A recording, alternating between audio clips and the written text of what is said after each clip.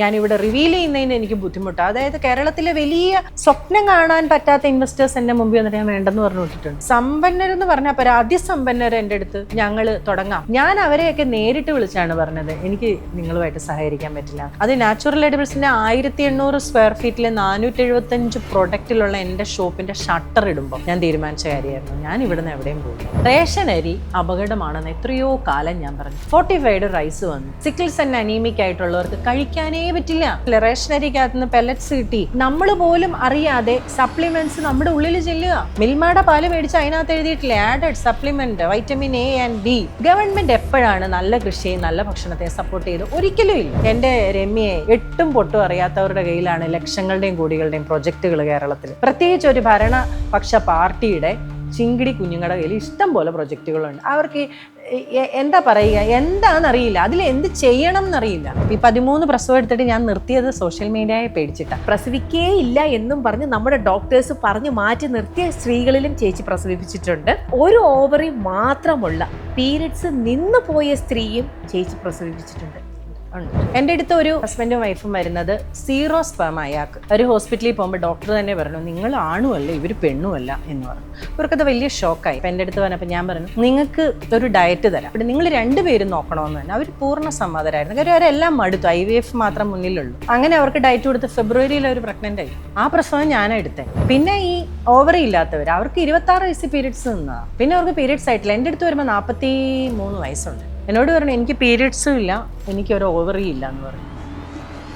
45 വയസ്സുള്ളവർ, 13 വർഷം പിള്ളേർ ഉണ്ടാകാതിരുന്നവർ, ഇപ്പൊ റീസെന്റ് ഒരു കുട്ടിക്ക് ഡയറ്റ് കൊടുത്തുകൊണ്ടിരിക്കുന്നത് എന്നും പീരിയഡ്സാണ്. അപ്പൊ അതിന് ഒരിക്കലും കോണ്ടാക്ട് പറ്റില്ല. ഞാൻ ഒരു ഡയറ്റ് കൊടുത്തിട്ട് ഞാൻ പറഞ്ഞു, നെക്സ്റ്റ് മന്തിലെ 8ാമത്തെ ദിവസം നിങ്ങൾ ക്ലിയർ ആയിരിക്കും എന്നാണ്. അതുപോലെ തന്നെയാണ്. അതുപോലെ ഫ്ലൂയിഡ് ഇല്ലാത്തവർ, ഫ്ലൂയിഡ് ഇല്ലെന്ന് തന്നെ ഓപ്പറേഷൻ ചെയ്യേണ്ട കൊച്ചിനോട് ഞാൻ പറഞ്ഞു, ഡോക്ടറോട് ധൈര്യമായിട്ട് പറയാം, 10 ദിവസം കഴിഞ്ഞിട്ട് ഡോക്ടറെ ഞാൻ പ്രസവിച്ചോളാം.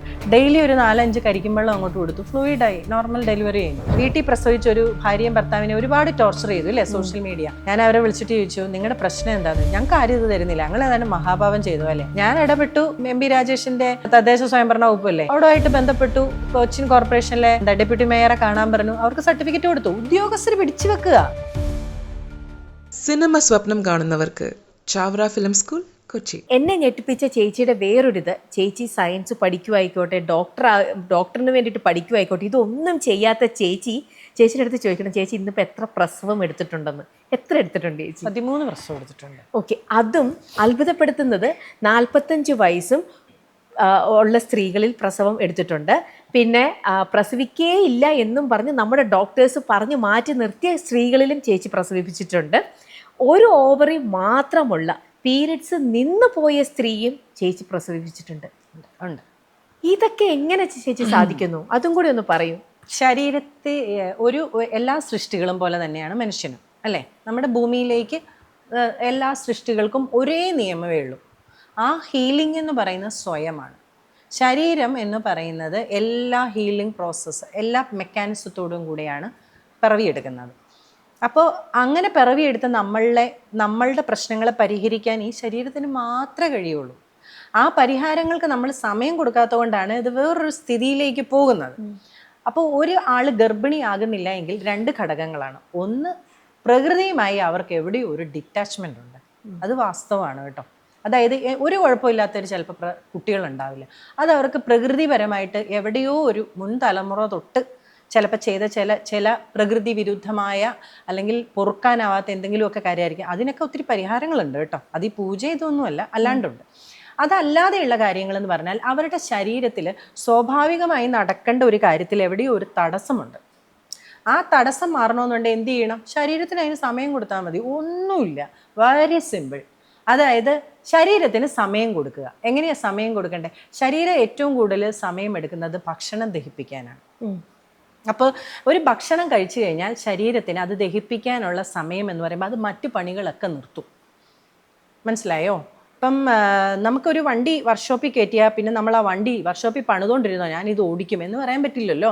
നിങ്ങൾ റിപ്പയർ ചെയ്തോ, ഞാൻ പക്ഷേ ഇത് ഓടിച്ചുകൊണ്ടിരിക്കുകയെന്ന് പറയാൻ പറ്റില്ല അല്ലേ. അതിനെ നമ്മൾ കൊണ്ട് ഷെഡിൽ കയറ്റും.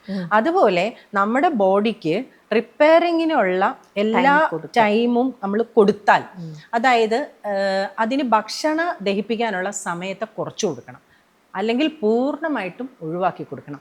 അങ്ങനെ ഒഴിവാക്കി കൊടുത്തു കഴിയുമ്പോൾ സംഭവിക്കുന്നത് എന്താണെന്ന് വെച്ചാൽ അത് പ്രശ്നങ്ങൾ എവിടെയാണോ ഉള്ളത് അതിനെ പോയി കണ്ടുപിടിച്ചിട്ട് പരിഹരിക്കാൻ തുടങ്ങും.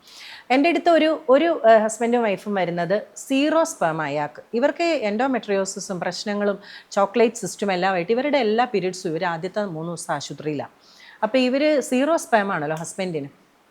അപ്പോൾ അവർ ഹോസ്പിറ്റലിൽ പോകുമ്പോൾ ഡോക്ടർ തന്നെ പറഞ്ഞു നിങ്ങൾ ആണുമല്ല ഇവർ പെണ്ണുമല്ല എന്ന് പറഞ്ഞു. അപ്പോൾ ഇവർക്കത് വലിയ ഷോക്കായി. അപ്പോൾ എൻ്റെ ഒരു ടോക്ക് കേട്ട സമയത്ത് അവർ എൻ്റെ അടുത്ത് ചോദിച്ചപ്പോൾ അന്ന് ഒക്ടോബർ മാസത്തിൽ 13-ാം തീയതി എൻ്റെ മോൻ്റെ പിറന്നാൾ ആഘോഷത്തിൽ ഞാൻ നടത്തിയ ഒരു ഇങ്ങനെ ഒരു സംഭാഷണത്തിലൂടെയാണ് അവർ പരിചയം. അപ്പോൾ എൻ്റെ അടുത്ത് പറഞ്ഞപ്പോൾ ഞാൻ പറഞ്ഞു നിങ്ങൾക്ക് ഒരു ഡയറ്റ് തരാം, പക്ഷേ അത് നിങ്ങൾ 2 ആളും നോക്കണം.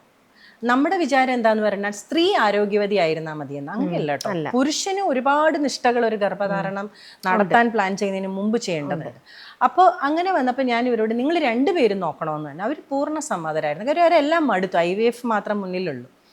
അങ്ങനെ അവർക്ക് ഡയറ്റ് കൊടുത്ത് ഫെബ്രുവരിയിൽ അവർ പ്രഗ്നൻ്റ് ആയി. ആ പ്രസവം ഞാനെടുത്തേ. അത് മലപ്പുറത്തായിരുന്നു. മലപ്പുറത്ത് ഞാൻ പ്രസവം എടുക്കാൻ പോകുമ്പോഴത്തേക്കിന് ഈ കുട്ടിയുടെ തല വന്നു. എന്നിട്ട് കുറച്ച് ഇവർക്ക് ഫ്ലൂയിഡ് കുറവായിരുന്നു. അതിൻ്റെ രസം എന്താണെന്ന് വെച്ചാൽ ഇവരാകെ ഒരു കുഞ്ഞ് പുള്ളിക്കാരത്തിയാണ് കേട്ടോ.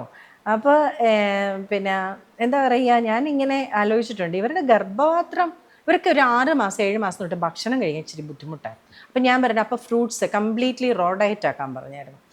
അപ്പോൾ എന്നോട് ചോദിച്ചു ചേച്ചി കൊച്ചിന് വെയിറ്റ് കുറയുമെന്ന്. 3.25 കിലോ ഉണ്ടായിരുന്നു ആ കുട്ടി, ഫ്രൂട്ട് ഡയറ്റിലുള്ള കുട്ടി.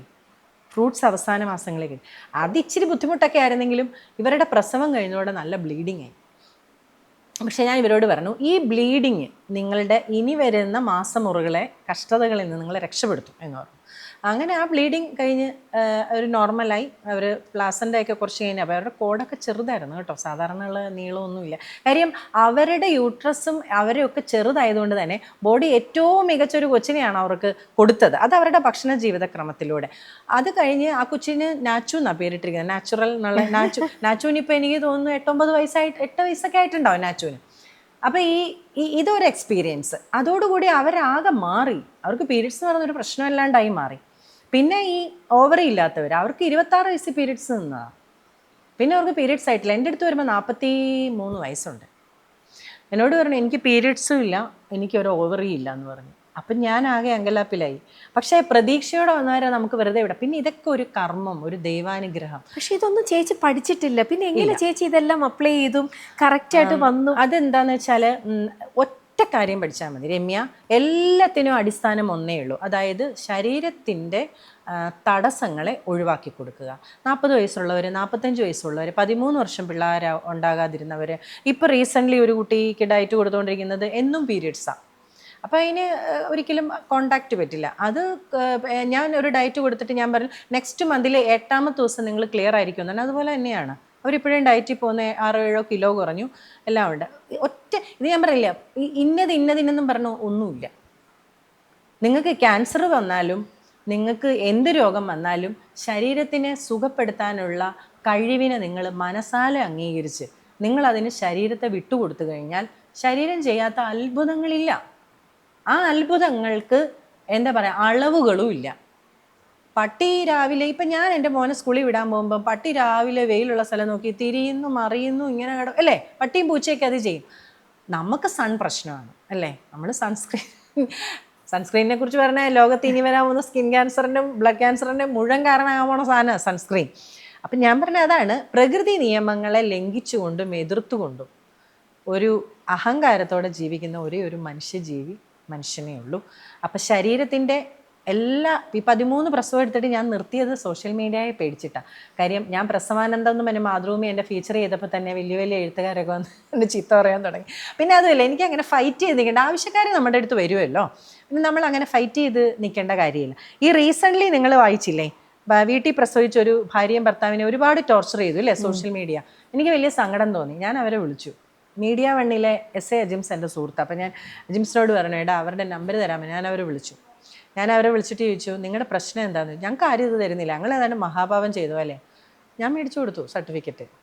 ഞാൻ ഇടപെട്ടു. കൊച്ചിൻ ഞാൻ മിനിസ്റ്ററുടെ MP രാജേഷിൻ്റെ തദ്ദേശ സ്വയംഭരണ വകുപ്പല്ലേ, അവിടെയായിട്ട് ബന്ധപ്പെട്ടു. കൊച്ചിൻ കോർപ്പറേഷനിലെ ഡെപ്യൂട്ടി മേയറെ കാണാൻ പറഞ്ഞു. അവർക്ക് സർട്ടിഫിക്കറ്റ് കൊടുത്തു. ഉദ്യോഗസ്ഥർ പിടിച്ചു വെക്കുക. ഇന്ത്യയിൽ വീട്ടിൽ പ്രസവിക്കാൻ പാടില്ല എന്ന് നിയമമില്ല. ഇന്ത്യയിലെ പല സ്റ്റേറ്റ്, ഇനി പോട്ടെ നെതർലാൻഡ്സിൽ, നമ്മുടെ ഈ ഡോക്ടർ ഗംഗാധരൻ്റെയൊക്കെ റിലേറ്റീവായ എൻ്റെ ഒരു ഫ്രണ്ടുണ്ട്. ഗംഗാരൻ ഡോക്ടർ സിസ്റ്റർ മോളൊക്കെ എൻ്റെ കസ്റ്റമേഴ്സാണ് കേട്ടോ, രണ്ട് സാധനമൊക്കെ മെയിൻ. പിന്നെ അവർ നെതർലാൻഡ്സിൽ പോയി മോളുടെ പ്രസവത്തിന്. അവിടെ മോസ്റ്റ് ഓഫ് ഡെലിവറി ഹോം ഡെലിവറിയാണ്. ഈ ഹോം ഡെലിവറി എന്ന് കേൾക്കുമ്പോൾ പടവാൾ എടുത്തുകൊണ്ട് വരുന്നവർ കേരളത്തിലുള്ളവർ, അതും ഈ സാമൂഹ്യ സാഹിത്യ രംഗങ്ങളിൽ നിൽക്കുന്നവർ കേട്ടോ.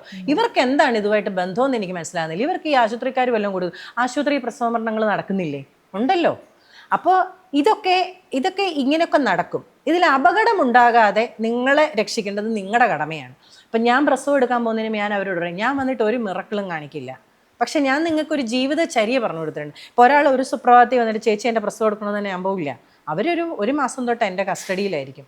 ഞാൻ പറഞ്ഞത് കഴിക്കുന്നവരായിരിക്കും. അതുപോലെ ഫ്ലൂയിഡ് ഇല്ലാത്തവർ, ഫ്ലൂയിഡ് ഇല്ലെന്നും എന്നെ ഓപ്പറേഷൻ ചെയ്യേണ്ട കൊച്ചിനോട് ഞാൻ പറഞ്ഞ ഡോക്ടറോട് ധൈര്യമായിട്ട് പറയാം, 10 ദിവസം കഴിഞ്ഞിട്ട് ഡോക്ടറെ ഞാൻ പ്രസവിച്ചോളാം എന്ന്. ഡെയിലി ഒരു 4-5 കരിക്കുമ്പോഴും അങ്ങോട്ട് കൊടുത്തു, ഫ്ലൂയിഡായി, നോർമൽ ഡെലിവറി കഴിഞ്ഞു. ഫസ്റ്റ് ഡെലിവറി സിസേറിയൻ ആണെന്നും എന്നെ ഒന്നും സങ്കടപ്പെടേണ്ട, രണ്ടാമത് നമുക്ക് പ്രസവിക്കാമല്ലോ, സുഖമായിട്ട് പ്രസവിക്കാമല്ലോ. പിന്നെ ഇതിനെല്ലാം വേണ്ടത് എന്താണ്? മനസ്സ്, ക്ഷമ, ശരീരത്തോടുള്ള വിശ്വാസം. നിങ്ങൾ ഈ ലോകത്തെ ഏറ്റവും കൂടുതൽ സ്നേഹിക്കേണ്ടത് ആരെയാണ്? നിങ്ങളുടെ ശരീരത്തെ. അത് കഴിഞ്ഞേ ഉള്ളെല്ലാം. നിങ്ങളുടെ ശരീരമാണ് നിങ്ങൾ ഉറക്കുന്നത്, നിങ്ങൾ ഉണർത്തുന്നത്. നിങ്ങൾ ഉറങ്ങുമ്പോൾ വല്ല ഉറപ്പുണ്ടോ ഉണരുമെന്ന്? ഇല്ലേ? നിങ്ങൾ കള്ളു കുടിച്ച് കിടന്നാലും മോശം ഭക്ഷണം കഴിഞ്ഞ് കിടന്നാലും ഒക്കെ നിങ്ങളെ കഷ്ടപ്പെട്ട് നിങ്ങളുടെ ശരീരം കൊണ്ടു നടത്തുന്നുണ്ട്. ആ ശരീരത്തോട് നന്ദിയോടെ കാത്തു സൂക്ഷിക്കേണ്ട ഉത്തരവാദിത്വം നമുക്കാണ്. അപ്പം അതുകൊണ്ട് ഇപ്പം നമ്മൾ പറഞ്ഞതിൻ്റെ ഒരു രത്ന ചുരുക്കത്തിലേക്ക് വന്നാൽ, organic food is affordable to everyone. പക്ഷെ ആര് ഡിസൈഡ് ചെയ്യണം?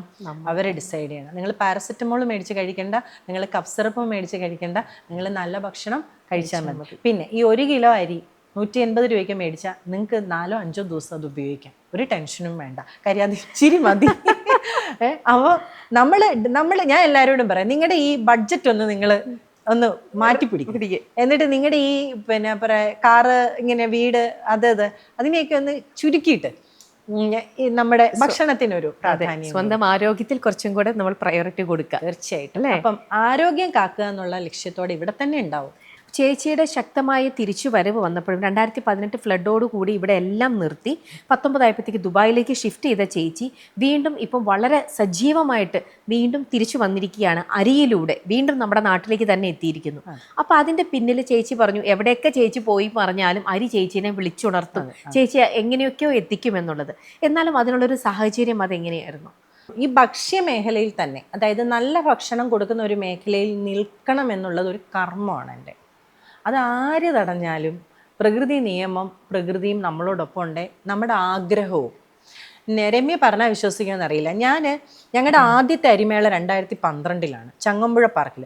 അന്ന് ഞാൻ ഒരു പാക്കറ്റ് ഓഫ് പ്രൊഡക്റ്റ് എടുത്തു വെച്ചു. അതിനകത്ത് അരിയുണ്ട്, അവലുണ്ട്, അങ്ങനെ കുറേ സാധനമുണ്ട്. ഞാൻ ഈ പാക്കറ്റ് എടുത്തിട്ട് അവിടെ കൂടിയുള്ള ജോലി ചെയ്യുന്ന നമ്മുടെ ആൾക്കാർ, ഈ പാക്കറ്റിൽ ആരും തുടരുത്, ഇത് മമ്മൂക്കായ്ക്ക് കൊടുക്കാനുള്ള പാക്കറ്റാണെന്ന് പറയുന്നത്. അപ്പോൾ അവർ പറയും, പിന്നെ നിങ്ങളാണ് മമ്മൂക്കയ്ക്ക് കൊടുക്കാൻ പോകണം, പിന്നെ ആ മമ്മൂക്കയ്ക്കുള്ള പാക്കറ്റ് അത് മാറ്റി വെച്ചേക്കാം. അപ്പോൾ എൻ്റെ ഒരു ആഗ്രഹമുണ്ട് മമ്മൂക്കയ്ക്ക് ഈ ഒരു പാക്കറ്റ്, അത് മമ്മൂക്കയ്ക്ക് തന്നെ കൊടുത്തു ഞാൻ. മനസ്സിലായോ? അത് ഞാൻ വെറുതെ പറഞ്ഞു തുടങ്ങിയതാണ്, വെറുതെ പറഞ്ഞതാണ്, ഒരു ആഗ്രഹം പറഞ്ഞതാണ്. പക്ഷേ ആ പാക്കറ്റ് മമ്മൂക്കയുടെ വീട്ടിൽ കൊണ്ട് കൊടുത്തു, അതേ പാക്കറ്റ്. അപ്പോൾ ഒരു ആഗ്രഹം, തീവ്രമായ ആഗ്രഹം, അത് വിടാതെ എൻ്റെ ഉറക്കം കെടുത്തുമായിരുന്നു.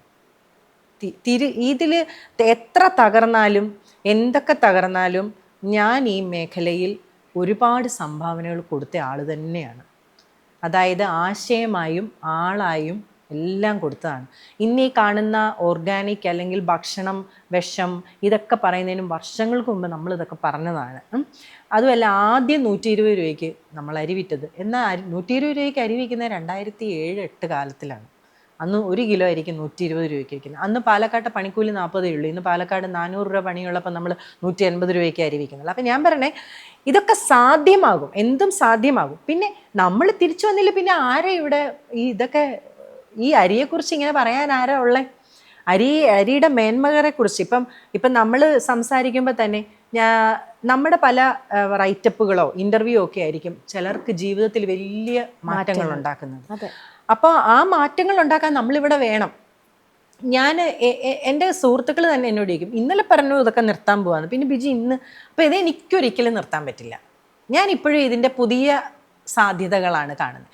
പക്ഷെ അതിൽ മുമ്പുണ്ടായിരുന്ന ഇൻവെസ്റ്റേഴ്സിനെ കൊണ്ട് ഞാൻ ചെയ്തിരുന്ന കാര്യങ്ങളുണ്ട്, അത് പാടെ ഉപേക്ഷിച്ചു. ഇനി ഒരു ഇൻവെസ്റ്ററെ എൻ്റെ ജീവിതത്തിൽ ഞാൻ എൻ്റെ ബ്രാൻഡിലേക്ക് കൊണ്ടുവരില്ല.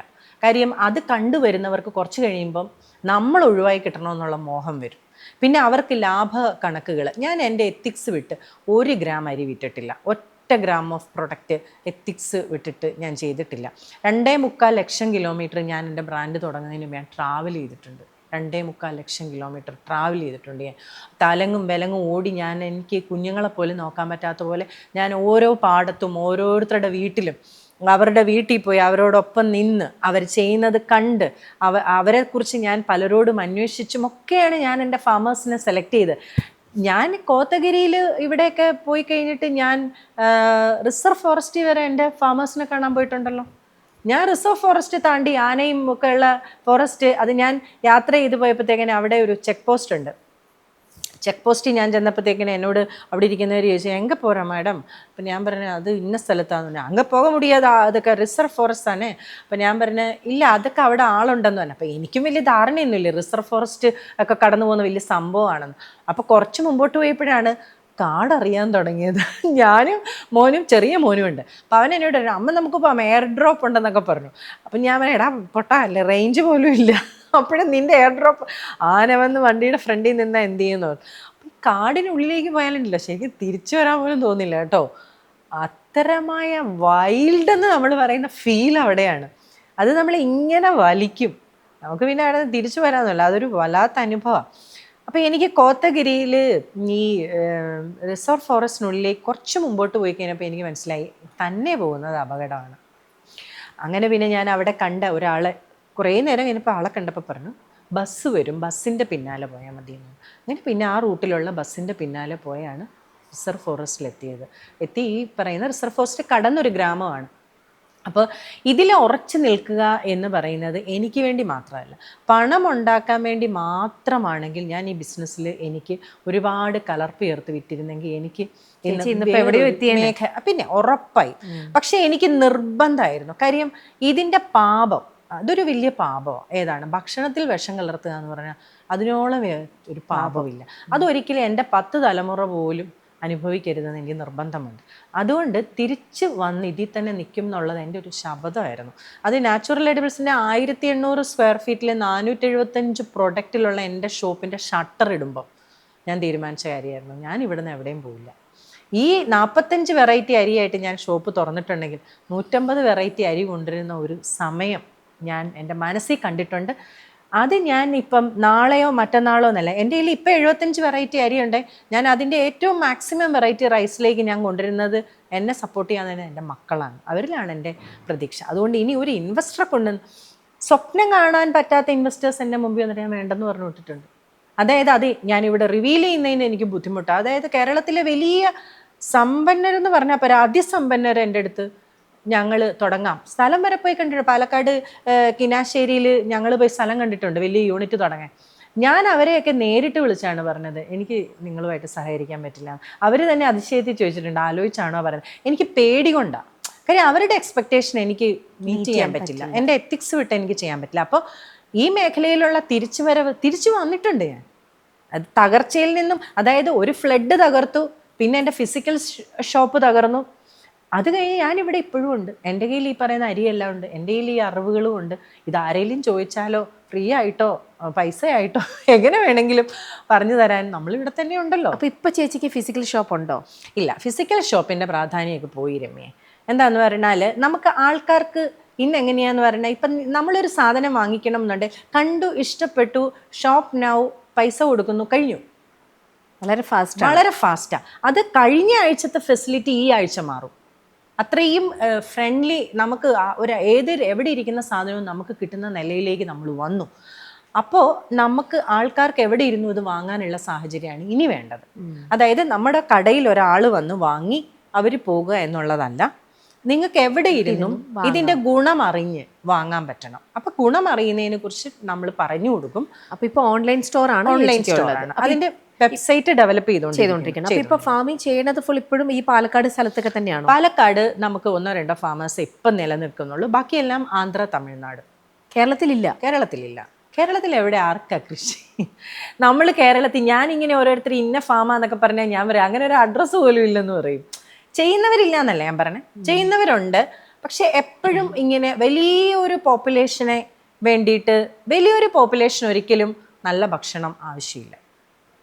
നമ്മൾ എങ്ങനെയൊക്കെ കൊടുത്താം, നമ്മൾ തന്നെ നമ്മുടെ മുമ്പിൽ കൺമുന്നിൽ കാണുന്നില്ലേ ഓരോരുത്തർ പെട്ടെന്ന് സാധനങ്ങൾ, വായിക്ക് രുചിയുള്ള സാധനം വിൽക്കുന്നു, അപ്പൊ തന്നെ അത് 10 പേര് തുടങ്ങും. അത് തന്നെ അതോടെ തീരും. ഇതിനെന്തെങ്കിലും ഹെൽത്ത് ബെനിഫിറ്റ് ഉണ്ടോ, ഇനി എന്തെങ്കിലും ദൂഷ്യമുണ്ടോ, ഇതൊന്നും നമ്മൾ ചിന്തിക്കുന്നില്ല. പക്ഷെ നമുക്ക് സസ്റ്റൈനബിൾ ആയിട്ട് ആദ്യം മുതൽ അന്തം വരെ നമുക്ക് വേണ്ടത് എന്താണ്? ആരോഗ്യകരമായ ഒരു ഭക്ഷണ ജീവിത ശൈലി ഉണ്ടായിരുന്ന നമ്മളെ ഇതെല്ലാം തകർത്ത് കളഞ്ഞു. എന്നിട്ടും നമ്മളിപ്പോഴും വിചാരിക്കുന്നത് ബ്ലൂബെറിയും ആപ്പിളും തരുന്ന ആരോഗ്യമാണ് നമ്മുടെ ആരോഗ്യം, നമ്മുടെ സ്കിൻ ഗ്ലോയാണ് നമ്മുടെ ലൈഫിലെ ഏറ്റവും വലിയ കാര്യം. അതില്ല, മോഹങ്ങളെല്ലാം ക്ഷണപ്രഭാചഞ്ചലം വേഗേന നഷ്ടമാം ആയുസ്സും ഓർക്കനീന്ന് നമ്മൾ പണ്ട് പഠിച്ചു. പക്ഷേ ഈ ഭ്രമത്തിലാണ് നമ്മൾ, പ്രത്യേകിച്ച് മലയാളികൾ. അപ്പം നമ്മൾ 300 ആയിരക്കണക്കിന് മൈലിന് ദൂരെയുള്ള പ്രീമച്ചുറായ ഒരു ഫ്രൂട്ട് കഴിക്കാൻ 400 രൂപ 1 കിലോയ്ക്ക് നമ്മൾ മുടക്കും. 1 കിലോ അരി 150 രൂപയ്ക്ക് തരാമെന്ന് വേണ്ടാന്നേ പറയുള്ളൂ. അപ്പം നമ്മളിപ്പം നോക്കുമ്പം അവക്കാഡോ അല്ലേ, ഇത്ര ഇമ്പോർട്ടൻസ് ഉള്ളൊരു ഇതേ അല്ല. മഗ്നീഷ്യം അവക്കാഡോയിൽ നിന്ന് മാത്രമൊന്നുമല്ല കിട്ടുന്നത്, നമ്മുടെ എള്ള് ഉണ്ട്, നമ്മുടെ ഇവിടെ അരിയിലുണ്ട്, എല്ലാത്തിലും ഉണ്ട്, തവിടുള്ള അരിയിലും ഒക്കെ ഇതുണ്ട്. പക്ഷെ നമ്മൾ അവക്കാഡോയുടെ റേറ്റ് എന്താ? അപ്പം നമ്മളെപ്പോഴും ഓർക്കേണ്ടത് എന്നാന്ന് വെച്ചാൽ ലോക്കലി ഗ്രോൺ ഫുഡ്, അതിനെയാണ് നമ്മൾ സപ്പോർട്ട് ചെയ്യേണ്ടത്. ഈ അരിയും അത് തന്നെയാണ്. അതായത് ലോക്കലി ഉണ്ടായിരുന്ന തവളക്കണ്ണൻ, നമുക്കിവിടെ നവരയും രക്തശാലിയും തവളക്കണ്ണനും കുറച്ച് വെറൈറ്റി ഒക്കെ ഇവിടെ വരുന്നതാണ്. പിന്നെ ഇപ്പോൾ ആന്ധ്രയിൽ നിന്ന് വരുന്നതൊക്കെ ഭയങ്കര രസമാണ്. മൈസൂർ മല്ലിക എന്നൊക്കെ പറഞ്ഞ അരിയുണ്ട്. രാജമുടി, രാജാക്കന്മാർക്ക് കഴിക്കാൻ വേണ്ടി പ്രൊവൈഡ് ചെയ്തിരുന്ന അരിയാണ് രാജമുടി. അപ്പോൾ അങ്ങനെ ഒരുപാട് അരികളുണ്ട്, അരികളുടെ ഗുണങ്ങളും ഉണ്ട്. അപ്പം എപ്പോഴും ഈ ഭക്ഷണത്തെ ആരോഗ്യവുമായി ബന്ധപ്പെടുത്തിയാൽ മാത്രമേ ഉള്ളൂ അതിനൊരു പ്രയോറിറ്റി കിട്ടുള്ളൂ. പ്രയോറിറ്റൈസ് ചെയ്ത് ഫുഡിനെ കണ്ട നല്ല ആരോഗ്യമുള്ളൊരു ജനത ഇവിടെ ഉണ്ടാവും. ചേച്ചി ഇപ്പോൾ ഇതിനെ ഒരു ബിസിനസ് ആക്കി, അതായത് ബിസിനസ് തന്നെ ആക്കിയിട്ടുണ്ട് അല്ലേ, നല്ല ഭക്ഷണം എത്തിക്കണം എന്നുള്ള രീതിയിൽ. ഇനി ഞാൻ ആ ബിസിനസ് സൈക്കിളിൽ നിന്നൊന്ന് ചോദിച്ചോട്ടെ, ബിസിനസ്സിൽ എപ്പോഴും നമ്മൾ പറയുമ്പോൾ നമുക്ക് നല്ലൊരു ബൾക്കായിട്ട് ബിസിനസ് പോകണമെന്നുണ്ടെങ്കിൽ, അല്ലെങ്കിൽ ആ സംഭവം സൂപ്പർ ഹിറ്റ് ആവണമെന്നുണ്ടെങ്കിൽ അത് താഴെത്തട്ടിലും ഏറ്റവും മേളിലുള്ളവരെയല്ല, ഈ മീഡിയം ലെവലിലുള്ള ക്ലയൻസിനെ പിടിക്കുമ്പോഴാണ് നമുക്ക് വോളിയം കൂടുന്നത്. ഹെൻസ് നിങ്ങൾക്ക് അങ്ങനെ കൂടുതൽ ബിസിനസ്സും സംഭവിക്കും അല്ലേ. ഈ പറയുന്ന മിഡിൽ ക്ലാസ് ആൾക്കാർക്ക്, എന്നാൽ എല്ലാവർക്കും മിഡിൽ ക്ലാസ്സിൽ തന്നെയും എല്ലാവർക്കും ഈ ഓർഗാനിക് വെജിറ്റബിൾ ആയിക്കോട്ടെ, ഓർഗാനിക് ഭക്ഷണമായിക്കോട്ടെ അഫോർഡ് ചെയ്യണം എന്നില്ല. കാരണം ഇതിൻ്റെ പ്രൈസ് നമ്മൾ കാണുന്നത് സാധാരണ നമുക്ക് കിട്ടുന്നതിനെക്കാട്ടിലും ഡബിളോ 3 ഇരട്ടിയോ ഒക്കെയാണ് ഇതിൻ്റെ വില. അപ്പം നിങ്ങളുടെ ഒരു ബിസിനസ് വളരെ വേണം, എന്നാൽ ആൾക്കാരിലേക്ക് നല്ല ഭക്ഷണം എത്തണമെന്നുണ്ടെങ്കിൽ എന്തെങ്കിലും അതിനകത്ത് വരുന്ന എന്തെങ്കിലും ഒരു സ്കോപ്പ് ഉണ്ടോ? കാരണം എങ്ങനെയാണ് സാധാരണക്കാർക്ക്, ചിലർക്ക് ഈ നല്ല ഭക്ഷണം കഴിക്കണമെന്ന് ആഗ്രഹമുള്ളവരുണ്ട്, പക്ഷേ ഇതിൻ്റെ വില അത് നോക്കുമ്പോൾ ആൾക്കാർക്ക് അത് എപ്പോഴും വാങ്ങി കഴിക്കാൻ അഫോർഡ് ചെയ്യണമെന്നും ഇല്ല. അപ്പോൾ ഇതിൻ്റെ മൊത്തത്തിലൊരു സാധ്യത നോക്കിയാൽ എന്തെങ്കിലും ചേച്ചി കാണുന്നുണ്ടോ? നമ്മൾ ആരോഗ്യ കേന്ദ്രം എന്ന് പറയുന്നത് ഏതിനെയാണ്? ആശുപത്രിയല്ലേ, ആരോഗ്യ കേന്ദ്രം. അവിടെ ആരോഗ്യം ഇല്ല, അവിടെ ചെന്ന ആരോഗ്യം കിട്ടില്ല. പക്ഷെ അവിടെ നമ്മൾ എന്ത് പണം കൊടുക്കാനും തയ്യാറാണ് അല്ലേ. ലോക വമ്പന്മാർ പോലും ഈ കേരളത്തിലെ ആശുപത്രിയിലാണ് ഇൻവെസ്റ്റ് ചെയ്യുന്നത്, നമുക്കറിയാവുന്ന കാര്യമാണല്ലേ. അപ്പം ആരോഗ്യ കേന്ദ്രം എന്നുള്ളിടത്ത് നമ്മൾ എപ്പോഴാണ് പോകുന്നത്? ആരോഗ്യമുള്ളപ്പോൾ ആരും പോവില്ല, അനാരോഗ്യമുള്ളപ്പോഴേ പോവുള്ളൂ. അപ്പം അവിടെ നമ്മൾ മരുന്നിന് മുടക്കാൻ ഉദ്ദേശിക്കുന്ന പണം ഭക്ഷണത്തിൽ മുടക്കാൻ തയ്യാറായാൽ ഏത് നമ്മുടെ ഓട്ടോ ഓടിക്കുന്നവർ തൊട്ട് എത്രയോ ആൾക്കാർ, അതായത് എനിക്കറിയാം കിഡ്നി പേഷ്യൻസ്, ഡയാലിസിസ് ഒക്കെ ചെയ്യുന്നവർക്ക് സ്കിന്ന് പ്രശ്നം വരും, അവർക്ക് സ്കിൻ ഇറിറ്റേഷൻസ് വരും. നമ്മുടെ വെന്തവെളിച്ചെണ്ണയായിരുന്നു അതിന് തേക്കുന്നത്. വെന്തവെളിച്ചെണ്ണ തേച്ചാൽ മതി അതിന്. സ്കിൻ ഡിസീസ് പലതും വെന്തവെളിച്ചെണ്ണ തേച്ചാൽ മാറും. 3-4 കൊല്ലം ഇരിക്കും. ഞാൻ 2023 തൊട്ടുള്ള വെന്തവെളിച്ചെണ്ണ എൻ്റെ കയ്യിൽ ഇരിപ്പുണ്ട്. അപ്പോൾ എൻ്റെ ഹസ്ബൻഡിൻ്റെ ചേട്ടൻ്റെ മോൻ്റെ കൊച്ചൊക്കെ ഇപ്പോൾ 1 വയസ്സായ കൊച്ചൊക്കെ അത് തേച്ചാൽ കുളിക്കുന്നത്. അപ്പം ഇത് എവിടെ തുടങ്ങണമെന്നറിയാമോ?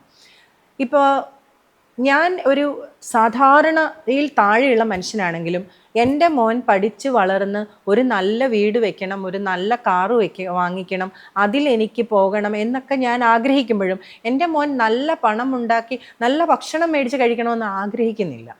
കാര്യം ആർക്കും അറിയില്ല ഭക്ഷണം എന്ന് പറയുന്നത് 75% ഓഫ് യുവർ ഗട്ട് ഹെൽത്ത് നിങ്ങളെ ഓടിക്കുന്ന മുഴുവൻ അതാണ്.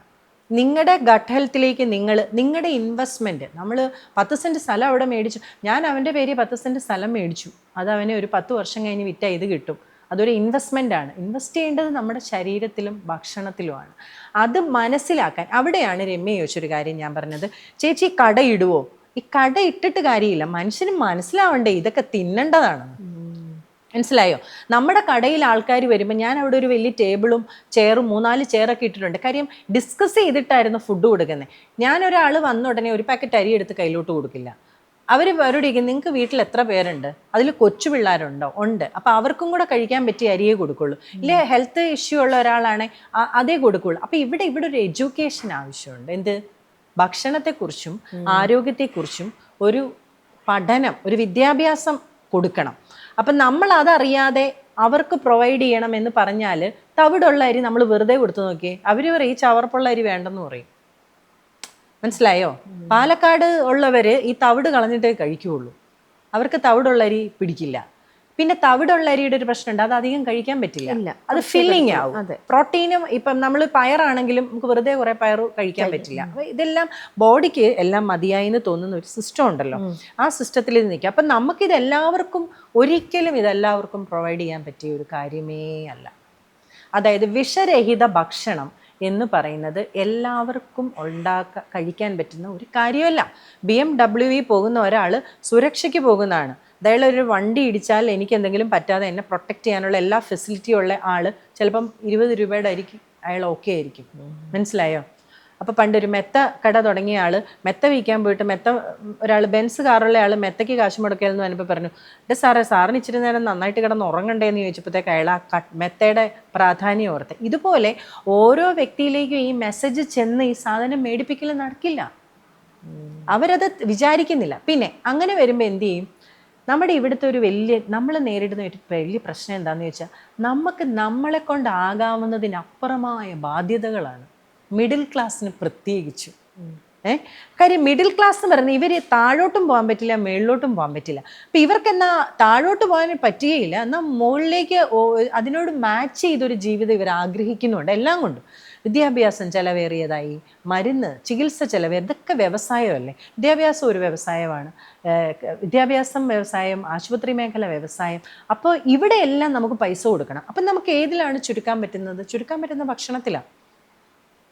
റേഷൻ അരി അപകടമാണെന്ന് എത്രയോ കാലം ഞാൻ പറഞ്ഞു. 45 റൈസ് വന്നു. സിക്കിൾസ് ആൻഡ് അനീമിക് ആയിട്ടുള്ളവർക്ക് കഴിക്കാനേ പറ്റില്ല. ഇത് ആദ്യം ഇൻട്രൊഡ്യൂസ് ചെയ്ത വയനാടല്ലേ. സിക്കിൾസ് ആൻഡ് അനീമിക് ആയിട്ടുള്ളവർക്ക് ഈ വൈറ്റമിൻ എ ഉള്ള അരി കഴിക്കാനേ പറ്റില്ല. അപ്പോൾ അതിനെക്കുറിച്ച് അന്ന് എന്നോട് മലയാളം വാരികയൊക്കെ വിളിച്ചു ചോദിച്ചു, അത് ഫീച്ചർ ചെയ്തിട്ടുണ്ട്. അപ്പോൾ നമ്മൾ പോലും അറിയാതെ സപ്ലിമെൻറ്റ്സ് നമ്മുടെ ഉള്ളിൽ ചെല്ലുക, നമ്മൾ അറിയുന്നില്ല. ആൾക്കാർ പറയുന്നില്ല റേഷനരിക്കകത്ത് നിന്ന് പെല്ലറ്റ്സ് കിട്ടി, ഓക്കെ ഇത് ആഡഡ് ആണ്. മിൽമയുടെ പാല് മേടിച്ച് അതിനകത്ത് എഴുതിയിട്ടില്ലേ added supplement vitamin A and D. അപ്പോൾ നമ്മളത് കഴിക്കണ്ട എന്ന് നമുക്ക് എന്താ തീരുമാനിക്കാൻ പറ്റാത്തത്? ഇന്നൊരു കൂലിപ്പണി ചെയ്യുന്ന ആൾക്കും 1000 രൂപയ്ക്ക് മേളിൽ വരുമാനമുണ്ട്. നിങ്ങളുടെ വരുമാനത്തിനൊത്ത് നിങ്ങൾക്ക് ജീവിക്കാൻ പറ്റണം എന്നുണ്ടെങ്കിൽ എന്ത് ചെയ്യണം? നിങ്ങളുടെ ഭക്ഷണത്തിന് നിങ്ങൾക്കൊരു പ്രയോറിറ്റി കൊടുത്താൽ നിങ്ങൾക്ക് മരുന്നിൻ്റെ കാശ് നിങ്ങൾ വിട്, നിങ്ങൾക്കത് വരില്ല. 101% ഉറപ്പ്. മനസ്സിലായോ? അപ്പം സാധാരണക്കാരുടെ ഇടയിലേക്ക് നല്ല ഭക്ഷണ ശൃംഖല വരണം എന്ന് ഗവൺമെൻറ്റിന് വല്ല ആശയമുണ്ടോ? ഗവൺമെൻറ് എപ്പോഴാണ് നല്ല കൃഷിയെയും നല്ല ഭക്ഷണത്തെ സപ്പോർട്ട് ചെയ്ത്? ഒരിക്കലും ഇല്ല. ഇടതുപക്ഷ സർക്കാർ വരുമ്പോൾ ഉള്ള പ്രതീക്ഷയും എല്ലാം തകർന്നിട്ടുണ്ട്.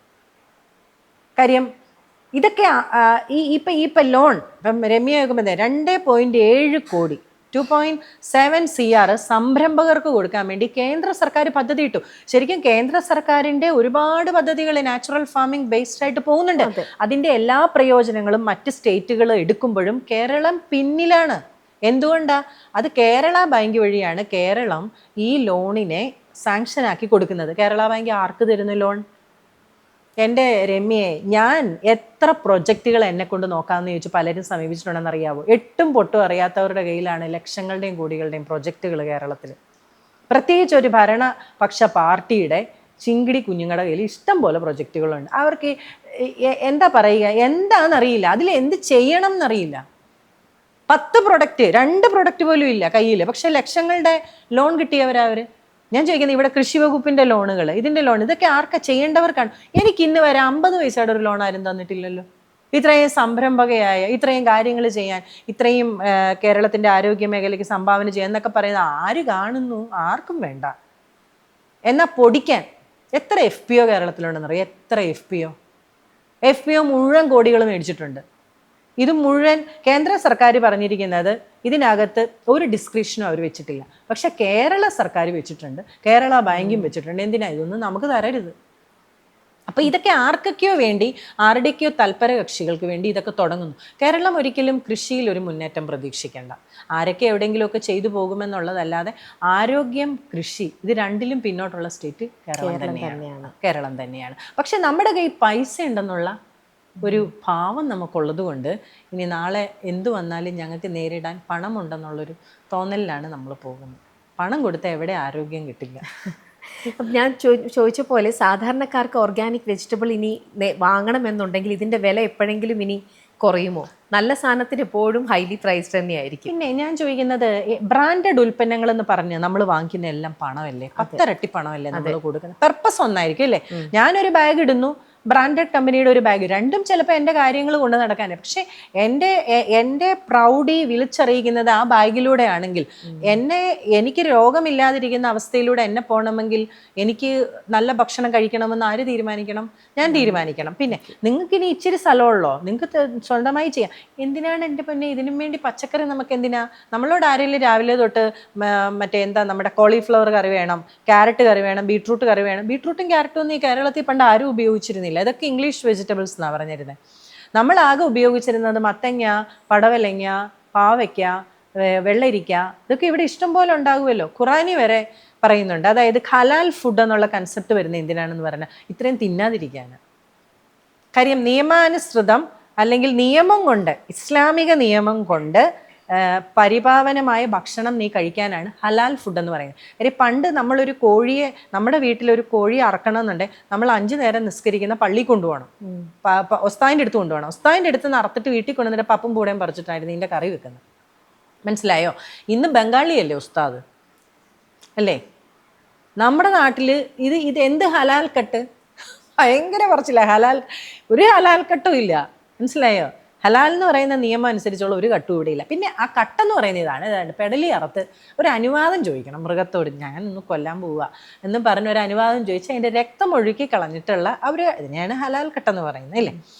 അങ്ങനെ ഹലാലാക്കുമ്പോൾ ഈ ഖുറാനിൽ പറയുന്നുണ്ട്, അതായത് ദൈവത്തോട് ചോദിക്കുന്ന ഒരു ഇതുണ്ട്, ഞങ്ങൾക്ക് രുചികരമായ മറ്റു ഭക്ഷണങ്ങൾ വേണമെന്ന് പറയുമ്പോൾ ചോദിക്കുന്നുണ്ട്, നിനക്ക് വെള്ളരിയും ഗോതമ്പും വിളയുന്ന പാടങ്ങൾ ഞാൻ തന്നിട്ടില്ലേന്ന് ചോദിക്കുന്നുണ്ട്. അപ്പൊ അന്നും ഉണ്ട് ഈ മോഹം ഇതൊക്കെ മനസ്സിലായോ? അതിനാണ് ഈ ഹലാൽ ആക്കിയത്.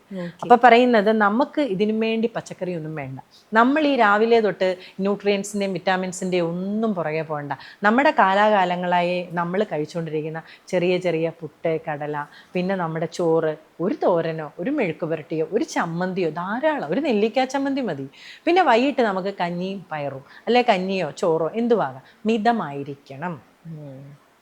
പൂനത്തിൽ കുഞ്ഞബ്ദുള്ളയുടെ ഒരു കഥയിൽ ഉണ്ട്. അതായത് ഒരു കടയുടമ, അയാൾക്ക് രാവിലെ 7-8 മണിക്ക് കട തുറക്കുമ്പോൾ ഭക്ഷണം, 11 മണിക്ക് ഭക്ഷണം, ഉച്ചയ്ക്ക് ഭക്ഷണം, വൈകുന്നേരം ഭക്ഷണം ഒക്കെ ഭയങ്കര റിച്ച് ഫുഡാണ്. അപ്പോൾ അതുവഴി പോകുന്ന ഒരു മാഷ് കട്ടൻ കാപ്പിയും കഞ്ഞിയും പയറുക. പക്ഷെ മാഷ് ഒരു ദിവസം കടയ്ക്ക് മുമ്പിൽ പോകുമ്പോൾ കട അടച്ചിട്ടിരിക്കുന്ന കാര്യം ഇദ്ദേഹം മരിച്ചുപോയി. അപ്പോൾ കട്ടൻ കാപ്പിയും കഞ്ഞിയും പയറും കഴിച്ച മാഷ് ആരോഗ്യകരമായിട്ട് തുടർന്നു പോകുന്നു. ഇതൊക്കെ സൂചിപ്പിക്കുന്നത് ആരോഗ്യമായി. കൃഷിഗീത 15-ാം നൂറ്റാണ്ട് തൊട്ട് നമുക്ക് കൃഷിഗീതയുണ്ട്.